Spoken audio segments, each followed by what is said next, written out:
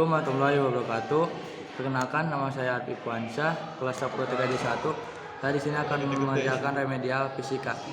Getaran diartikan sebagai gerakan bolak-balik secara periodik yang melalui titik keseimbangan. Satu getaran adalah gerak dari satu titik kembali ke titik awal. Misalnya pada bandul yang merayun dari titik A lalu ke titik B, kemudian ke titik C akan kembali ke B, lalu ke A kembali. Satu getaran adalah gerakan dari A, B, C, B, A. Contoh lain adalah senar. Gitar yang dipetik hingga senar tersebut bergetar. Gendang yang dipukul selaputnya atau pita suara saat manusia berbicara. Juga mistar yang salah satu ujungnya ditahan sementara ujung lainnya digoyangkan. Itu juga contoh getaran.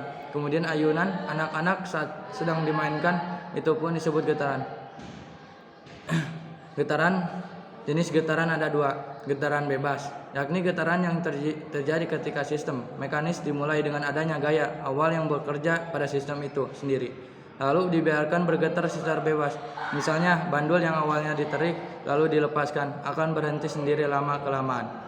Getaran paksa, yakni suatu getaran yang terjadi ketika gerakan bolak-balik karena adanya gaya luar yang secara paksa menciptakan getaran pada sistem, misalnya gempa bumi.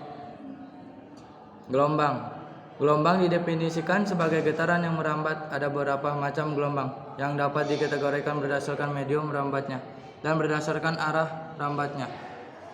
Gelombang elektromagnetik tidak membutuhkan medium dalam perambatan. Misal, gelombang cahaya yang dapat merambat di ruang hampa udara di luar angkasa. Gelombang longitudinal, arah getaran sejajar dengan arah rambatannya. Suatu getaran terdiri dari satu regangan dan satu rapatan, misalnya gelombang suara. Gelombang transversal, arah getaran tegak lurus dengan arah rambatnya, misalnya gelombang pada tali yang digerakkan. Berdasarkan contoh gelombang pada tali dan juga pada suara, kita lihat karakteristik gelombang adalah sebagai berikut. Ada sumber gelombang yang bergetar. Gelombang selalu merambat pada arah tertentu. Adanya medium sebagai pengantar rambatan gelombang.